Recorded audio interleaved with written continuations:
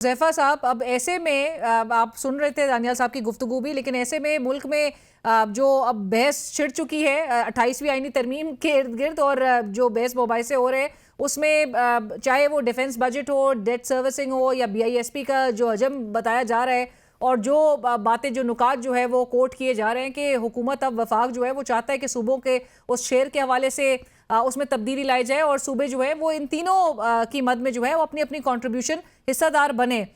इसकी भी तस्दीक या तरदीद आप बेहतर कर सकते हैं। और साथ ही ये जो वोटर की जो एज के हवाले से जो एक बहस छिड़ी है, राना साहब ने अगरचे कहा कि ये एक राय है, राय रोका नहीं जा सकता, लेकिन आज भी तारड़ साहब कह रहे थे कि ये एक अफवाह है, उन्होंने अफवाह करार दे दिया। सो दुरुस्त कौन कह रहा है, ये भी समझा दें। नहीं, देखें, तारड़ साहब की गुफ्तगू मैंने नहीं सुनी, लेकिन इतना मुझे ज़रूर पता है कि राना सनाउल्लाह साहब ने जो वोटर की उम्र 18 से 25 साल करने की बात की, तो ज़ाहिर है एक जमात में मुख्तलिफ आराएँ होती हैं और हर सो आरा ये आईनी राय तरमीम आपकी का हिस्सा जमात नहीं के अंदर बनती। ही पाई जा रही है?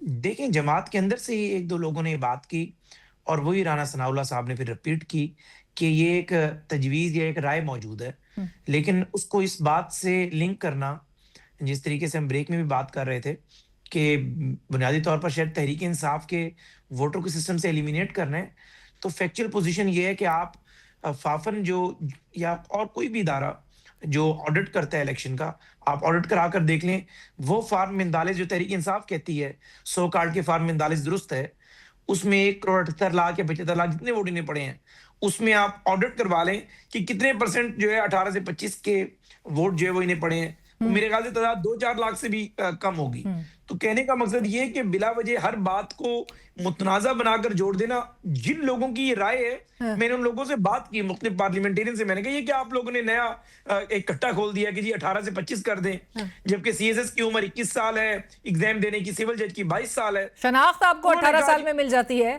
तो उन्होंने उन्होंने उनकी ये राय थी, उन्होंने कहा चूंकि हमारे मुल्क के अंदर एमएनए और एमपीए का इलेक्शन आप 25 साल से पहले नहीं लड़ सकते, कि राना जब साहब तक ने आप भी ये कहा था। पॉलिटिकल मेच्योरिटी तक ना पहुंच जाए। तो हाँ, उन्होंने कहा हमारी राय ये है कि वोट देने वाले को भी ये पता हो कि जो बंदा एमएनए एमपीए लड़ रहा है उसको किन किन मुश्किलात का सामना करना पड़ता हाँ। है। लेकिन मैं इस राय से एग्री नहीं करता और मैं समझता हूं कि एक नई कंट्रोवर्सी को क्रिएट करने वाली बात है। बट ये ठीक है कंट्रोवर्सी जी, क्रिएट निजाम कैसे हो रही है? दानियाल साहब keeps a very close I on what's being said. Daniyal साहब, आपको क्या लगता है 26वीं आईनी तरमीम, 27वीं आईनी तरमीम, लाख हुकूमत जो है उसका एतराफ करती रही कि हमने नहीं लेकर आना है, तरदीद बल्कि करती रही, लेकिन इवेंचुअली हमने देखा कि दोनों लेजिस्लेशंस किस तरह से पास हुई वो भी सबके सामने है। 28वीं तरमीम के हवाले से भी अभी बहुत इनकार और इनकारी एक पोजीशन में नजर आती है, लेकिन आपको लग रहा है हुकूमती वुजरा की जानिब से ये स्टेटमेंट्स दिलवा कर गेज किया जा रहा है रिएक्शन कहीं ना कहीं? जी देखें, जो 28वीं तरमीम है, इसमें एक स्टॉप गैप सिचुएशन में आप पाकिस्तान को इस वक्त चला रहे हैं। ये उसका तकरीबन 5वां बरस है। उसमें उसको थोड़ा सा फॉर्मलाइज कर दिया। ये जो पैक्ट, फाइनेंशियल पैक्ट मरकज और सूबों के दरमियान हुआ है, जिसमें तकरीबन 1.3 ट्रिलियन रुपीस सूबों ने एक्सेप्ट कर लिया कि हम नहीं खर्चेंगे, गो कि ये हमारे हैं। इसलिए कि जब एग्रीगेट बनता है नेशनल डेफिसिट का, तो उसमें सूबों का, मरकज का जमा होके होता है, तो वो एक गुंजाइश पैदा करता है जिसमें मरकज जो है वो ज्यादा अपना डेफिसिट खर्च सकता है, क्योंकि सूबों ने वो पैसे नहीं इस्तेमाल किए। राइट। तो इस तरह से एक अजीब सा बैलेंस चल रहा है। तो एक तो वजह इसमें यह है कि जो एनएफसी अवार्ड है, उसका जो प्रोसेस है, जो आगे चल रहा है, वो काफी पेचीदा हो गया और वो चीज सामने उस तरह से नहीं आ पा रही। मेरा जाती व्यू ये है कि अगर आप उसको आईनी तरमीम में शामिल करेंगे और उसमें कोई कंडीशंस डाल देंगे जिसमें सूबों को पैसे जो है ये किसी न किसी वजह के ऊपर मिलेंगे ताकि वो अपनी कारकर्दगी बेहतर करें, तो वो एक अलग बात है। लेकिन अगर मरकज ये पैसे वापस ले लेगा, तो फिर आप मरकज को इजाजत दे रहे होंगे कि जो इन्होंने माजी में किया वो मजीद करते चले जाएं। और एक ऐसा वक्त बहुत जल्दी आएगा, क्योंकि इस वक्त अगर आप तमाम पैसे जो मरकज को चाहिए उनको दे दें, जो तकरीबन डिविजिबल पूल का 20% बनता है, यानी अगर आप 57.5% से सूबों का शेयर कम करके 37.5 कर दें, तो इस वक्त मरकज की जो अखराजात उनको चाहिए वो इनको पूरे हो जाएंगे, इनको कर्ज उस तरह से नहीं लेना पड़ेगा। लेकिन वो सिर्फ 3 साल चल सकेगा और फिर सूबों के पास सिफर हो जाएगा। तो क्या ये हो सकता है? असल बात यह है कि मरकज ने अपना जो घर है वो सीधा किया ही नहीं है। यानी 860 अरब रुपए ये सालाना स्टेट ओन एंटरप्राइजेस की आग में झोंक रहे हैं। ये हमें बता रहे हैं कि जी हम प्राइवेटाइज कर रहे हैं। वो जो लॉसेस वाले हैं वो तो प्राइवेटाइज की लिस्ट पे ही नहीं आए अभी तक, जिसमें कैस्को है, जिसमें पेस्को है, जिसमें हेस्को है। HESCO is Hyderabad, QESCO is Quetta, PESCO is Peshawar electric supply corporation, जिनका मैं जिक्र कर रहा हूँ। तो ये बजाते खुद जो है तकरीबन 600-700 बिलियन तक पहुंचे हुए हैं। तो आप जो अच्छे वाले हैं, यानी इस्लामाबाद है, लाहौर है, गुजरांवाला वगैरह, इसको आप कह रहे हैं कि आप प्राइवेटाइज, तो वो उसमें भी आप 2 साल लगा रहे हैं, तो इनको फिर इसका मतलब है आप 4 साल और लगाएंगे। तो 4 साल के बाद आप ये कहां तक, मैं यानी कहेगा इनका कोई इरादा नहीं है मामला सीधे करने का। सो अगर ये चाहें तो ये अपना शेयर जो है वहीं से बढ़ा सकते हैं, लॉस मेकिंग एंटिटीज को एड्रेस करके। एक मिनट, राइट साइजिंग में 1 मिनट पूरी कहानी सुन ले। 1 रुपया इन्होंने राइट साइजिंग की भी बात बताते रहे कि जी अब इतने इंटरव्यू हो गए हैं, औरंगजेब साहब ने कर लिए हैं, अब इतने इंटरव्यू हो गए हैं, आप देखें जी 4 और हो गए और ये और है वो है। 1 सिंगल रुपया इन 2 सालों में इन्होंने किसी महकमे का काम नहीं किया। 1 सिंगल रुपया, ये बता नहीं सकते हैं। तो ना इन्होंने राइट साइजिंग करनी है। डार साहब ने कमेटी रिपोर्ट बनाई कि जनाब right sizing of foreign missions abroad के हमने पैसे पहुंचाने 1 महीने के अंदर, ये मैं खुद निगरानी करूंगा। वो सारी कहानी हमने सुन ली, वो किधर की रिपोर्ट किसी ने देखी है? वो नजर ही नहीं आई फिर से कि किधर गई है। सो कहने का मकसद ये है कि ये तो खर्चते चले जा रहे हैं और ये खर्चते चले जाएंगे। एजुकेशन का बजट पाकिस्तान में 0 हो जाएगा, हेल्थ का बजट 0 हो जाएगा और ये लगे रहेंगे।